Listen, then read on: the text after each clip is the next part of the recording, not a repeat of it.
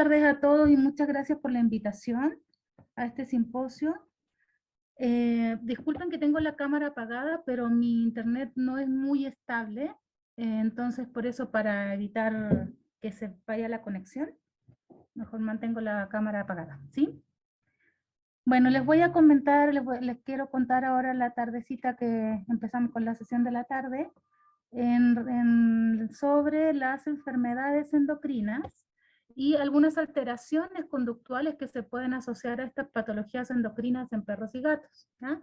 Me voy a enfocar principalmente en tres enfermedades que se relacionan con la hormona del cortisol y las hormonas tiroideas, ¿no?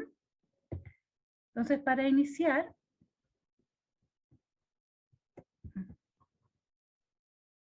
ahí está. Vamos a hablar primero del cortisol, que es la hormona del estrés, que es fundamental para muchas funciones en el cuerpo, ¿no? Es fundamental para poder hacer frente a cualquier situación de estrés crónico en la que nosotros nos veamos expuestos, como por ejemplo una enfermedad, ¿no?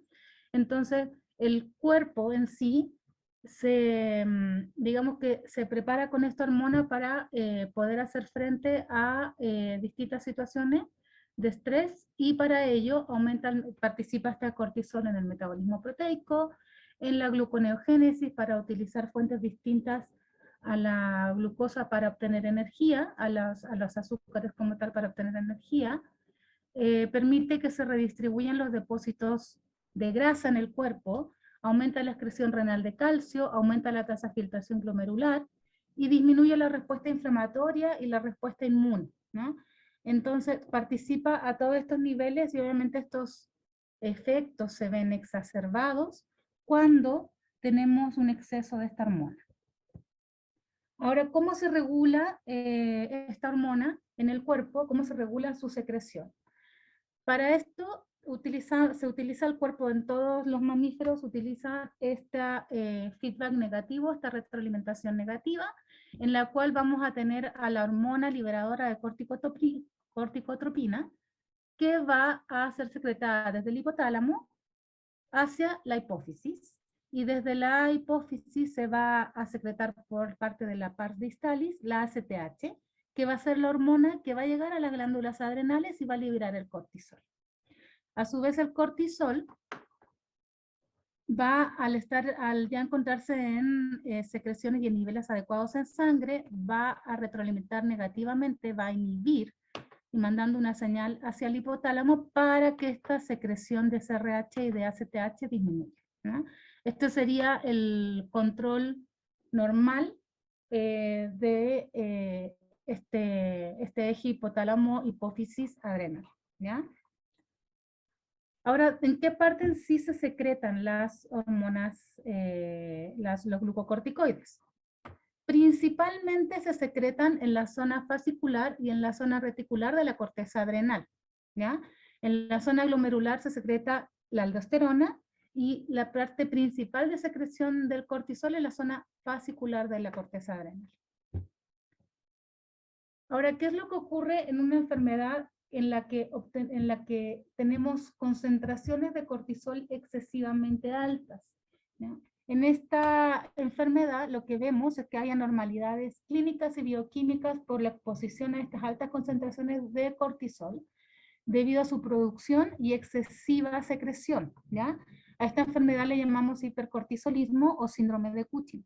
Es una enfermedad que también se presenta en humanos, también se presenta en mucho menor frecuencia en gatos también. Yo he visto 4 casos de todos los años que llevo trabajando en endocrinología, y de perros muchísimos más, ¿no? Es mucho más común en perros. Y en humanos también ocurre, pero su frecuencia también es menor. Entonces lo que vemos en esta enfermedad es que pueden haber dos presentaciones. Una que es un exceso de cortisol dependiente de la ACTH, o sea que acá lo que se está secretando en exceso es esta hormona dependiente de la hipófisis, y por otro lado una que es dependiente de la adrenal. En este caso sería que la adrenal es la que está secretando por sí sola una gran cantidad de cortisol sin que tenga un estímulo de la ACTH que esté generando esto. Lo más común es que tengamos casos de hipercortisolismo dependiente de la hipófisis.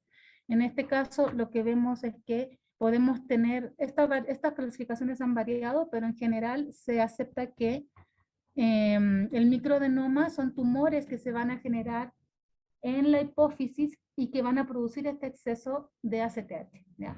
Cuando son adenomas pequeñitos, menores a 10 milímetros de diámetro, se considera entonces que es un microadenoma. Cuando es un adenoma mayor a 10 milímetros, se considera que es un macroadenoma.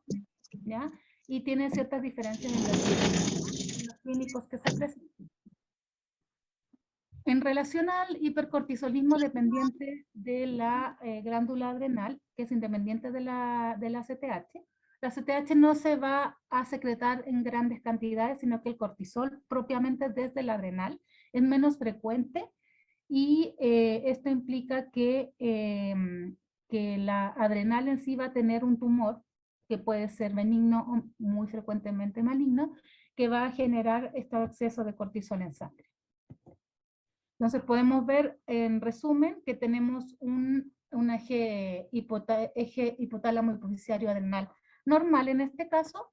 En el segundo caso vemos que tenemos un exceso de cortisol secretado por la adrenal, y en el caso de el hipofisiario tenemos un exceso de ACTH que produce secundariamente un exceso de cortisol, y esto es regulado principalmente a nivel de la hipófisis.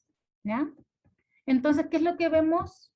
Básicamente es signos clínicos de polifagia, un exceso de una hambre excesiva, ansiosa, eh, que no se sacia con nada. También tenemos una poliuria con su consecuente polidipsia, jadeo anormal. Vemos un abdomen penduloso también, producto de que se degenera la musculatura del abdomen y llega a crecer el hígado. Letargia, degeneración muscular por el metabolismo de las proteínas en el que participa el cortisol. Sube la presión, puede presentarse mucosele, el aumento del hígado que les comentaba. Es muy raro está descrito, que tengan infertilidad en relación a esto. Y convulsiones puede ser relacionado con el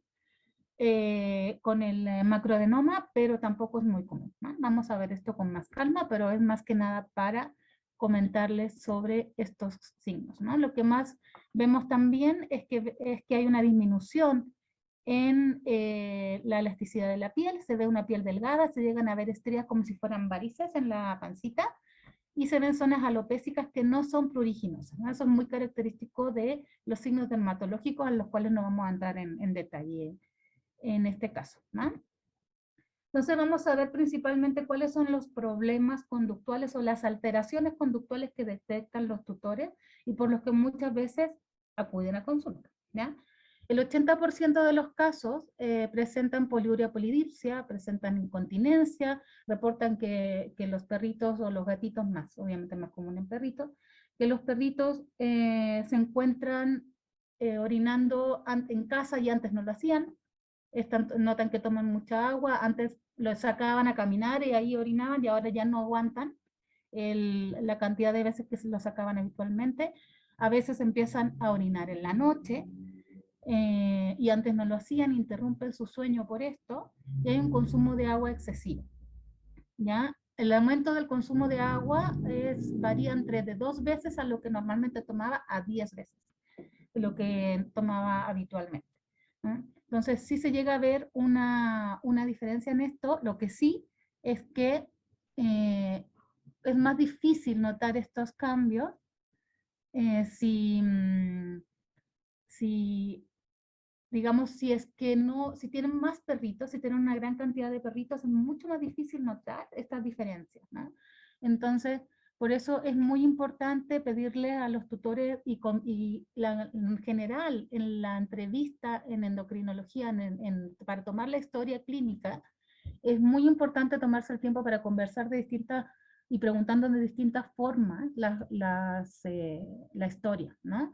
Porque a veces hay cosas que los tutores realmente no han evidenciado. Es muy útil que puedan medir consumo de agua, pero cuando son más perritos por 24 horas. Pero cuando son más perritos es un poco difícil hacerlo, ¿no? Entonces, por este motivo es que es importante llegar a la historia clínica lo más detalladamente posible, ¿no? Ahora, en relación a qué es lo que genera este problema de poliuria y la subsecuente y la consecuente polidipsia, hay distintas causas propuestas, sin embargo no se han probado realmente si tienen relación con esto o no. La principal causa que se propone es que hay una alteración en la vasopresina, la hormona antidiurética, ¿ya? Entonces, por este motivo, van a estar orinando mucho más y en consecuencia van a tomar más agua de manera de compensar esto, ¿no? Hay una sensibilidad a la ADH que está alterada, se alteran los receptores para ADH en los túbulos renales, se acelera la inactivación de la vasopresina o ADH, y hay un desbalance en la secreción. Y también hay un aumento en la tasa de filtración glomerular, ¿ya? Que se relaciona precisamente con todo esto, con el riñón, ¿no? Entonces, básicamente lo que está ocurriendo es que está orinando mucho, ¿ya? Y por esta situación es que toman más agua, ¿ya? Ahora, un punto que sí quería nada más mencionar, porque el entrar a hablar sobre diabetes mellitus ya es otro, requiere mucho más tiempo, pero nada más para mencionar. La diabetes mellitus se parece muchísimo al síndrome de Cushing, principalmente en que toman mucha agua y tienen mucha, es que bajan mucho de peso, y en el caso de los pacientes con hipercortisolismo no es lo habitual que bajen tanto de peso. Sí vemos pacientes con baja de peso, pero no tanto como en diabetes mellitus, ¿no?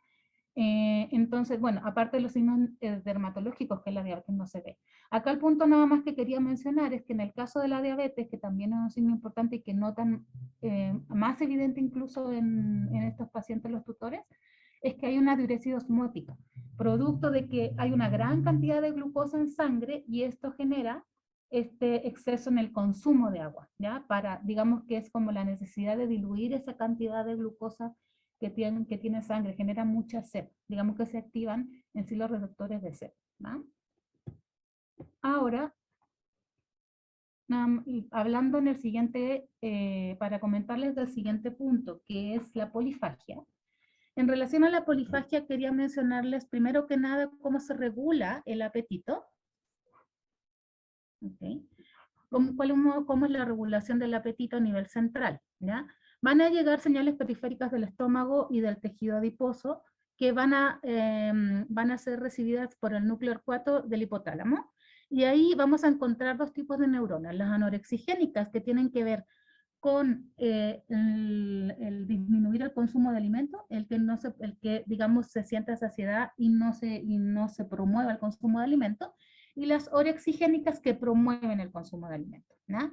En este caso, entonces, la propia melanocortina y el transcrito regulado por cocaína y anfetamina son las neuronas que principalmente actúan a este nivel. Son entonces anorexigénicas, y las orexigénicas son la proteína de Rebuti y el neuropéptido 10. ¿Ya?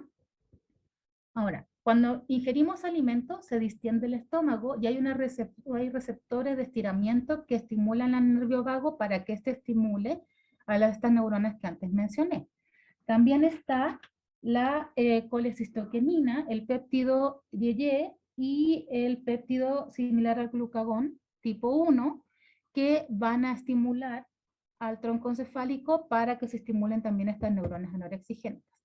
Y por otro lado, en el tejido adiposo está la leptina, y la leptina es muy importante porque es la hormona de la saciedad, ¿ya? Pero precisamente cuando el tejido adiposo está en exceso, pasa como lo que ocurre con la resistencia a la insulina, ocurre también una resistencia a la leptina, y se genera un mal funcionamiento de esta hormona, que se encuentra en gran cantidad, pero esta gran cantidad de leptina no funciona bien, ¿no? Pero básicamente, si no hay alteraciones, la leptina va a actuar sobre las neuronas anorexigénicas. Y por otro lado, el ayuno va a estimular a la grelina, y la grelina va a en sí estimular a las neuronas que promueven el que uno consuma alimentos.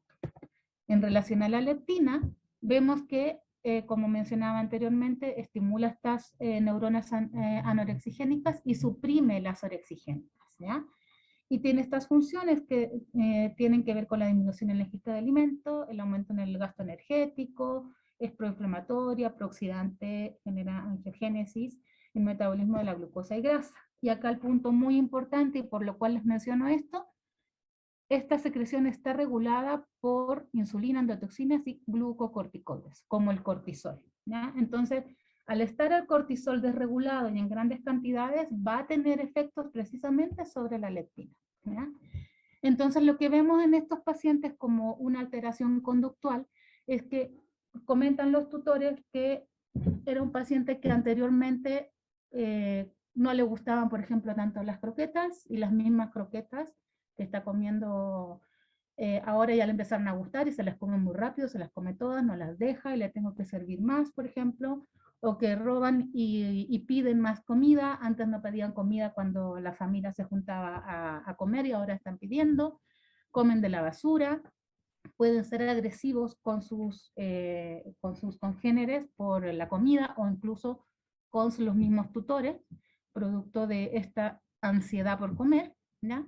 Entonces, las causas que se proponen, nuevamente, no están suficientemente estudiadas, pero se propone que a nivel de los glucocorticoides se generaría un desbalance en la regulación central del apetito, ¿ya? Precisamente a nivel de las neuronas orexigénicas y anorexigénicas, y por otro lado, que se ocurra un desbalance en la secreción de la leptina, y por lo tanto, como la leptina tampoco está funcionando adecuadamente porque se produce también una resistencia a la leptina, va a generar que la saciedad en sí tampoco funcione bien, ¿va? Entonces, esto es lo que nos explicaría estos casos. Otra conducta que se ve mucho es el jadeo, la alteración conductual, es el jadeo anormal, ¿ya? Vemos que, por ejemplo, en el caso de los perritos, empezamos a notar que jadean todo el tiempo, o jadean más de lo normal, más de lo habitual. Ya no, empiezan a jadear ya no cuando hacen ejercicio, que es normal, o cuando hace calor, o cuando están nerviosos, sino que todo el día están jadeando, hace frío en la noche y empiezan a jadear. Entonces, esas situaciones, incluso los tutores se asustan muchas veces, porque dicen, ¿qué es lo que le pasa a que está jadeando en la noche? Se despierta y jadea, algo le pasa y no para de jadear y no está tranquilo, ¿no?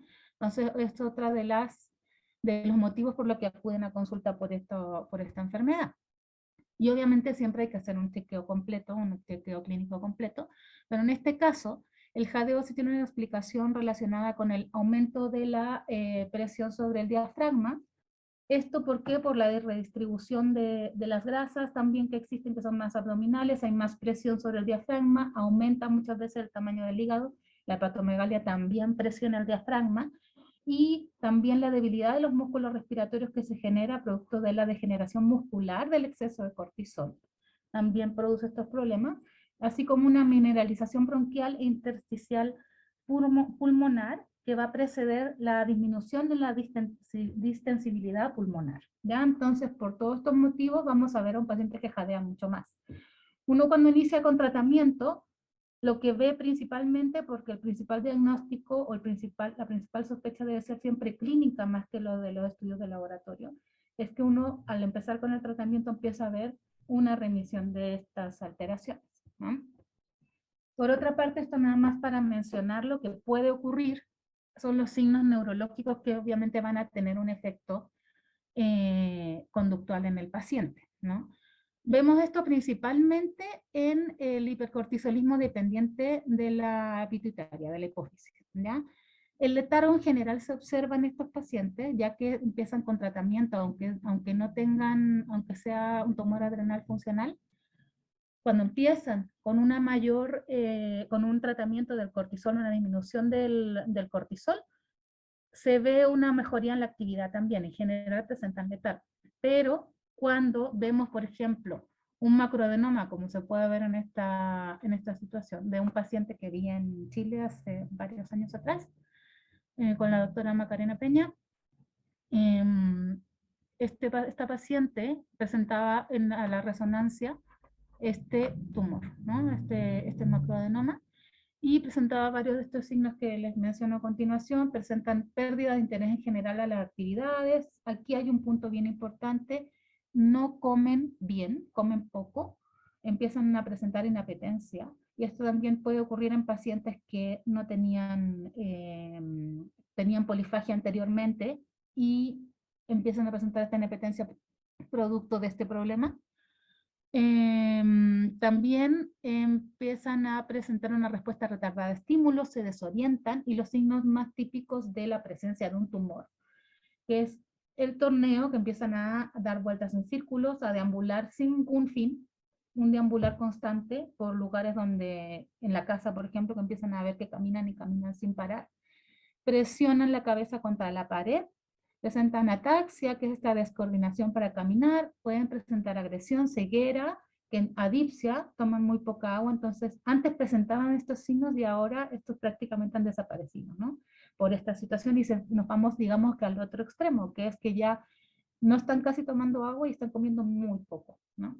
Y es raro, realmente es raro, antes se pensaba que era más común, pero pueden presentar convulsiones también. Entonces, esas son básicamente las alteraciones que presenta esta enfermedad, por las que a veces pueden acudir y consultar los tutores. Y no es el objetivo de la práctica, porque si no nos demoraríamos mucho más, pero nada más para mencionarles que el diagnóstico principal se hace con la prueba de supresión con dexametasona a dosis baja. El cortisol basal, como sí sirve en humanos, en este caso no nos es de utilidad. Lo que nos es de utilidad es hacer una prueba funcional para evaluar el cortisol a distintos tiempos, con una dosis de dexametasona bajita inyectada a sangre, y el tratamiento, el ideal, y el que es en teoría el curativo con sus bemoles, porque tiene, obviamente puede tener consecuencias producto de la hipofisectomía, es el retiro del tumor de la hipófisis, pero obviamente esto no se hace en México ni en Latinoamérica. Se hace en algunos lugares en Estados Unidos y en Europa, no en todas partes. Y lo que usamos más habitualmente actualmente es el trilostano, que básicamente nos da calidad de vida, porque disminuye en sí la cantidad de cortisol, porque digamos que actúa a nivel de formación del cortisol, ¿ya? Obviamente es muy importante hacer un control en relación a esto, porque no podemos estar suprimiendo la secreción y la producción de cortisol. Es importante que el cortisol se mantenga en niveles adecuados para el funcionamiento del cuerpo. Entonces sí es muy importante no dar una sobredosis de trilostano, y por otra parte el mitotano se utiliza más que nada para tumores adrenales funcionales, con el riesgo de que, mayor el riesgo con el trilostano, de generar una atrofia adrenal, ¿ya? Básicamente es solo para tenerlo en cuenta, pero no voy a ahondar tanto en ese punto dado que el objetivo de la plática es en relación a las alteraciones conductuales. Ahora, al hablar sobre hormonas tiroideas, sabemos que las hormonas tiroideas también tienen una gran repercusión, porque actúan a todo nivel en el cuerpo, regulan el metabolismo en todos los tejidos, de carbohidratos, de grasas, de hormonas, de proteína, estimulan la eritropoiesis, así como el desarrollo neurológico y esquelético, tienen efectos cronotrópicos y nootrópicos en el miocardio, en el corazón, aumenta la afinidad de receptores beta-adrenérgicos y la respuesta a catecolaminas, ¿ya? Entonces, también participa en la calorogénesis y en sí regula todo el metabolismo del cuerpo, ¿ya? Ahora, también se regula, como la mayoría de los ejes, digamos, ejes hormonales en el cuerpo, también actúa con una retroalimentación negativa. En este caso, la hormona liberadora de tirotropina se va a liberar del hipotálamo y va a ir a la hipófisis, donde se va a liberar la TSH. Y la TSH va a estimular a la glándula, a la tiroides, a la glándula tiroides, para que libere las hormonas tiroideas a circulación.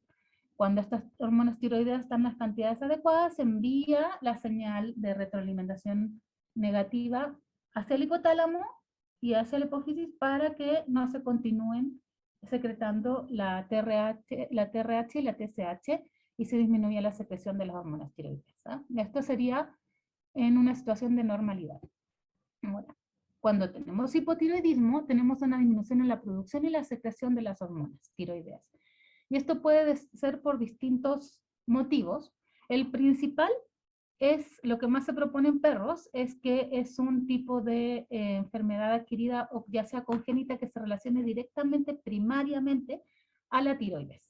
Entonces el problema en sí, a diferencia de lo que ocurría en el síndrome de Cushing, donde el principal problema, o la mayoría de los casos, presentan alteraciones en la hipófisis, acá el principal problema se ve a nivel de la glándula tiroides, donde puede deberse a una tiroiditis linfocítica, que la tiroides se ha inflamado por efecto muchas veces autoinmune, o hay una atrofia de la glándula tiroides. A veces también ocurre que la tiroiditis precede a la atrofia idiopática. Entonces esto es lo más común que vemos en pacientes hipotiroideos caninos, ¿ya? Es mucho más común, se presenta, pero es muy poco común el hipotiroidismo felino. También he tenido casos, se presenta más a nivel de felinos, a nivel congénito, ¿ya? Y se ven alteraciones en el crecimiento por lo mismo. Los otros tipos de deficiencia de la estimulación de la TSH que es secundario, se me ha reportado algunos casos, y el que no se ha reportado, creo que hay un caso, es terciario en perros.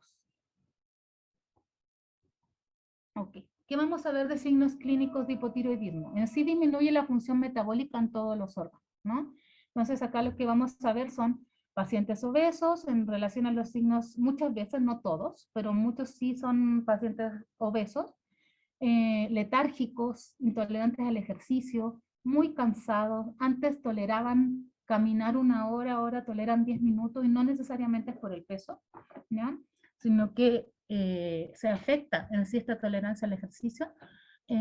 Pueden estar bradicárdicos, o sea que su frecuencia cardíaca está más bajita, presentar arritmias, depósitos lipídicos coroneales también pueden presentar, algo que es muy característico, casi patognomónico, no se puede decir tal cual, o sea que si lo tienes es muy probable que tenga hipotiroidismo. Es aquí un pacientito mío, Cacao, que presenta este mixedema, ¿ya?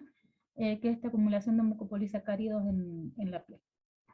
Y también puede presentar el objetivo de lo que vamos a hablar a continuación, agresividad, constipación, signos dermatológicos y en menor caso infertilidad.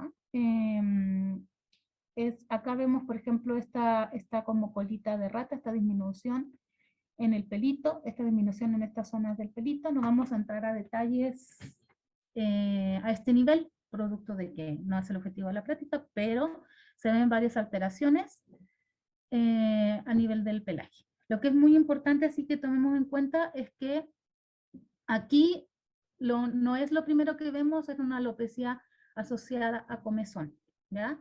Prácticamente es muy poco, no es lo que primero vamos a sospechar. Se puede empeorar una situación de dermatitis con estas enfermedades, igual que con el Cushing, pero lo más característico son alopecias troncales simétricas a pruriticas. Entonces, en relación a las alteraciones conductuales, en humanos está muy, muy documentado, y precisamente se ha evaluado que hay una disminución en la expresión de los neurotransmisores, neuromoduladores y factores de crecimiento, y alteraciones en estos neurotransmisores, y también en receptores serotoninérgicos. En estudios imagenológicos, además en humanos y ratas, se ha visto que ha disminuido en pacientes con hipotiroidismo el volumen hipocampal, el flujo sanguíneo cerebral, la función global cerebral, y se ha evaluado que remiten con la administración de la levotiroxina, ¿ya? Esto es muy controversial, o por lo menos se menciona como anecdótico en los pacientes caninos, ¿ya? No está suficientemente probado si realmente estas alteraciones conductuales, especialmente en lo que se refiere a agresividad, tienen una relación directa con el hipotiroidismo. Ahora vamos a ver algunos estudios en relación a eso.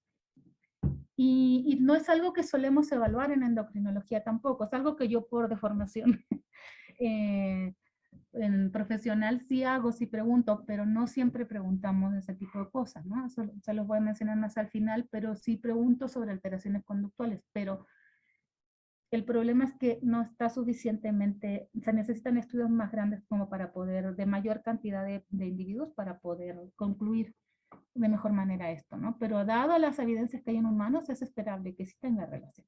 Las alteraciones conductuales en caninos que vemos son letargia, intolerancia al ejercicio, agresión, eso es lo principal. Se menciona que puede haber cambios a ser más dóciles o sumisos, mayor timidez, cobardía, excitabilidad, apatía, irritabilidad, cambios de humor o temperamento inestable. Sin embargo, lo que más se menciona y que de todas maneras sí ocurre es la letargia y la intolerancia al ejercicio, y está cuestionado lo que les comento de la agresión. Lo que se explica o lo que se propone es que hay un bajo umbral para la agresión, disminuye el umbral para la agresión porque los pacientes están más irritables, más letárgicos, y también hay alteración en las vías adrenérgicas y serotoninérgicas.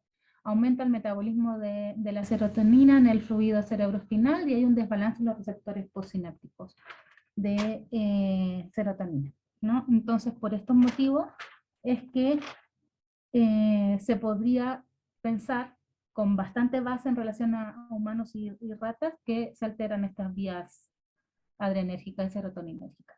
Por ejemplo, nada más como algo anecdótico en relación a lo que les comento de mis pacientes, sí me han reportado a veces un aumento en una conducta o una mayor irritabilidad. O sea, como que tolero menos al resto, con mis congéneres, el perrito o el paciente está menos tolerante a su entorno, menos tolerante a sus hermanos, antes jugaba con ellos, ya no quiere ni verlos, se enoja si se le acercan, cosas que sí se podrían considerar relacionadas con esto mismo, ¿no? En pacientes hipotiroideos.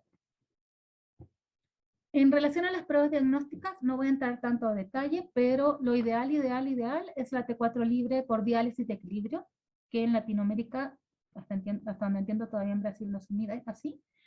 Solamente se mide en Estados Unidos. En casos especiales, por el costo, lo llegamos a mandar desde aquí a Estados Unidos a través de un laboratorio veterinario con el que contamos. Pero si no, tenemos que medirse por quimioluminiscencia, T4 libre, T4 total, TSH y autoanticuerpos antitiroglobulina. ¿Qué es lo que vamos a ver habitualmente? El típico hipotiroideo va a tener un nivel de TSH alto y un nivel de T4 total o T4 libre bajo. Ese es el típico hipotiroideo. Sin embargo, un paciente que sea también, que tenga un bajo límite de T4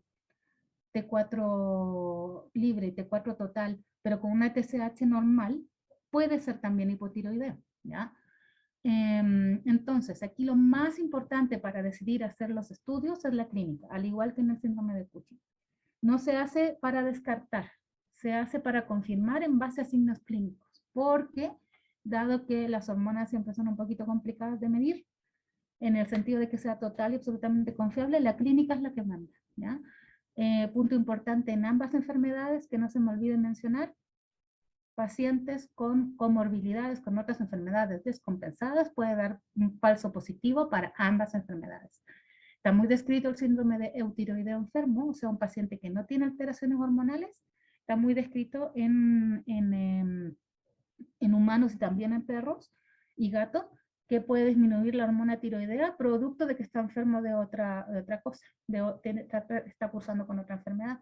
Por lo tanto, es muy importante estabilizar al paciente, no medir en hospital, estabilizar al paciente, y en ese momento, ya que esté estable de la otra enfermedad, si sigo sospechando de estas enfermedades, se mide. No es lo ideal hacerlo en hospitalización, ni tampoco en un paciente descompensado. Ahora, rápidamente les voy a comentar algunos casos que se han ido haciendo sobre agresión relacionándola con hipotiroidismo. En este caso, se observaron a 4 caninos que presentaban agresión. 3 pacientes caninos presentaban agresión por dominancia hacia la familia, o cuando ya sea por recurso, por interrupción del descanso, por castigo, y había otro paciente que presentaba una agresión por miedo a extraños. Y vieron que en los últimos 18 meses, los prácticamente 2 años anteriores a esto, al momento de consulta había habido un aumento en estas conductas, se habían exacerbado, ¿ya? Y en estos casos midieron hormonas tiroideas y vieron en todos los casos un aumento importante de la TSH, y bajos niveles de T4, no detectable o bajo rango, ¿no? Entonces los 4 pacientes fueron diagnosticados con hipotiroidismo y al suplementar con levotiroxina disminuyó la agresividad 8 meses post tratamiento. Sin embargo, estas conductas no desaparecieron totalmente, ¿no? Entonces, también cuestionan si realmente la levotiroxina tuvo o no efecto, esencialmente si esto se debía a hipotiroidismo, ¿va? Ahora, otro caso del siguiente año, el 2003, que se reporta, es de un borsoi de 5.5 años, 5 años y medio, más o menos, en el que se evaluó una agresión directa a su tutor. Un mes antes de acudir a consulta no presentaba ninguna conducta agresiva, pero empezó a gruñir a la familia y esta frecuencia en los eventos fue aumentando en el tiempo. Y notaron también que disminuyó su interés por correr, era un paciente muy activo y disminuyó su interés, ¿no? Entonces acá vemos también que la T4 total y la T4 libre, en este caso por diálisis de equilibrio, lo que es ideal y más confiable, también fue baja, y la TSH estaba en el límite superior. Un típico hipotiroideo también. Se le da tratamiento y los 4 días, reportan que los 4 días post medicación disminuyó el gruñido que estaba presentando. Digamos, se eliminó totalmente las conductas agresivas, pero disminuyeron bastante. Por otra parte, este es un estudio que ya se buscó hacer ya no como caso clínico, sino que tratando de comparar pacientes con problemas conductuales y pacientes conductualmente sanos, para ver si había alguna relación con la función tiroidea anormal. Lo que buscaban ver era si presentaba alguno de estos signos, si presentaba alguno de estas alteraciones en la conducta, se incluían como perros con problemas conductuales, ¿no? Que fuese que estaban gruñendo a visitantes, a otros perros, que orine de feca en la casa y antes no lo hacía, que presente conductas destructivas, conductas repetidas como torneo, deambular o lamerse demasiado, y distintos tipos de agresiones, ¿va? Entonces, directas, ¿no? Entonces, ya sea por recursos, por ejemplo, o cuando están descansando y los despierten, pues también un tipo de agresión producto de eso. En este estudio, en el que compararon las hormonas tiroideas de, entonces, como les comentaba, pacientes con problemas conductuales y pacientes sanos, vieron que habían solo 3 de estos pacientes que presentaban un estatus de hipotiroidea, ¿ya? Y de estos, realmente solamente a 2 de ellos presentaban un comportamiento normal y uno era uno del grupo control. Entonces realmente no, en este caso no pudieron asociarlo como tal a que hubiese una conducta, una relación directa con los problemas conductuales que presentaban estos perros. En 2012 se realiza otro estudio donde también buscan determinar si existe una asociación entre la agresión y las alteraciones en concentraciones de hormonas tiroideas. Aquí midieron, también utilizaron perros agresivos, 31 perros agresivos y 31 perros no agresivos, y se evaluaron los distintos en perfil tiroideo, incluso hasta los autoanticuerpos, ¿ya? Y acá podemos ver que había un valor significativamente mayor de autoanticuerpos T4, de T4 total, pero sin estar fuera de rango, ¿ya? Entonces, ¿qué es lo que ocurre? Los autoanticuerpos, vamos a esperar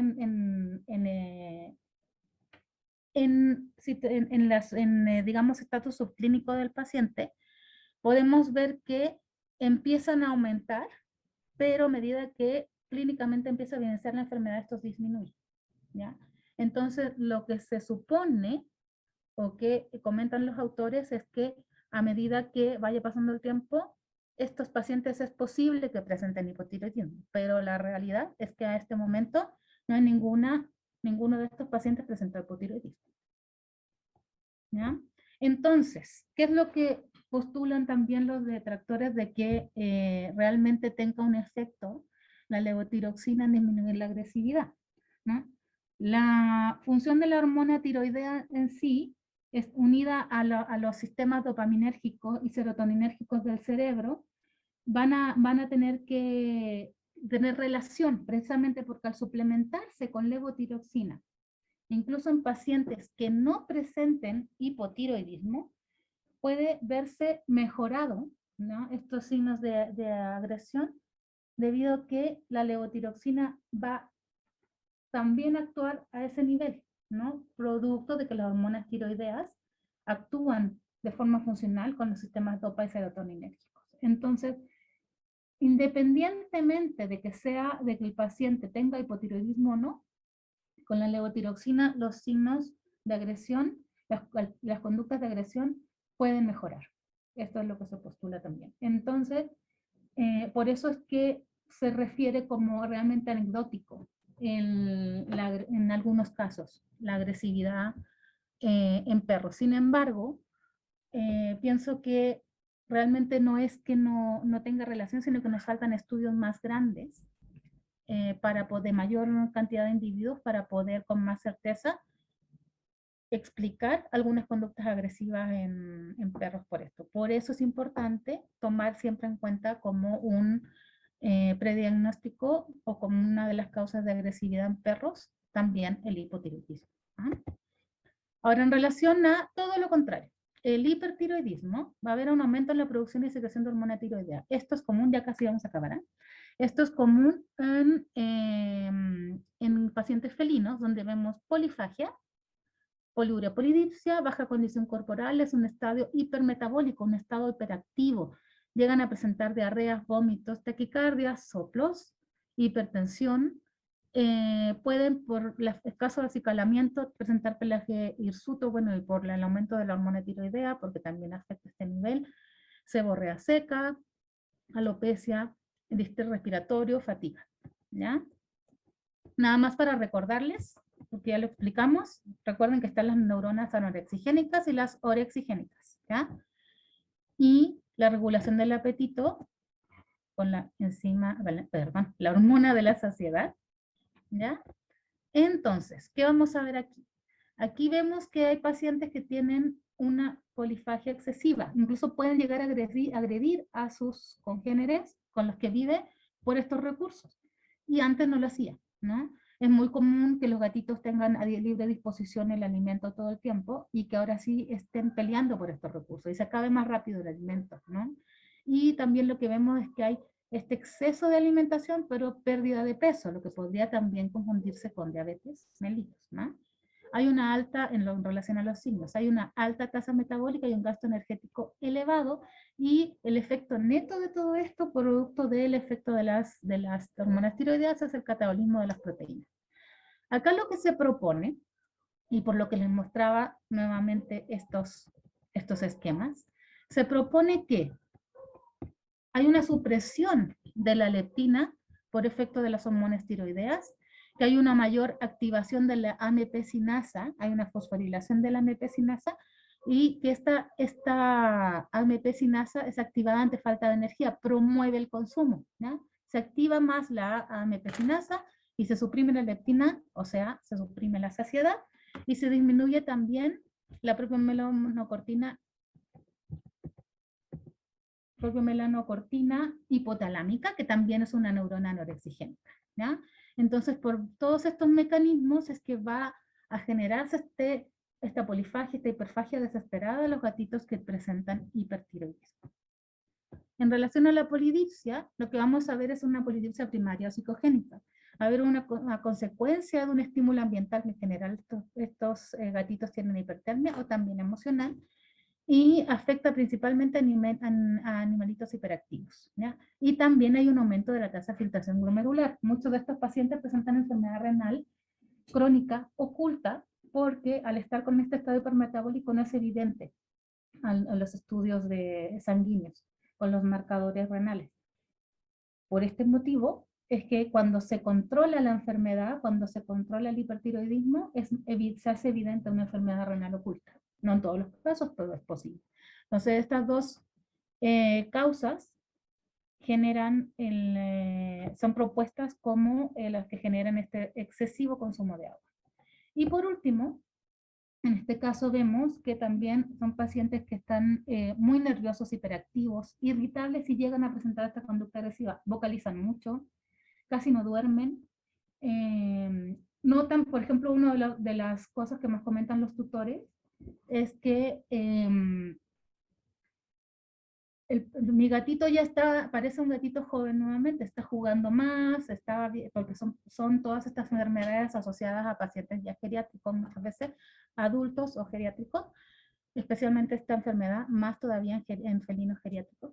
Entonces, lo que vemos es que están durmiendo poco, duermen en periodos cortos, despiertan fácilmente, están muy activos en la noche, más de lo habitual. Entonces, todas estas conductas llaman la atención a los tutores, ¿no? Y esto puede explicarse por un aumento de la actividad adrenérgica, un aumento del flujo sanguíneo cerebral y un aumento en la sensibilidad de los receptores adrenérgicos. ¿Cómo se diagnostica esta enfermedad? Primero que nada, como siempre, la clínica es lo más importante y en base a eso decidimos si se mide hormona tiroidea. En este caso, la T4 total felina. Y aquí con lo que contamos aquí en México es utilizar medicación, Tiamazol, pero también se propone la tiroidectomía y el diodo radioactivo, ¿no? Para poder utilizarlos como tratamientos definitivos. Y esas son las preguntas, y acá nada más les muestro a Cacao cómo estaba antes de la levotiroxina y ya con tratamiento, para que vean cómo cambia su carita. Cómo cambió su carita en 6 semanas, producto del inicio del tratamiento.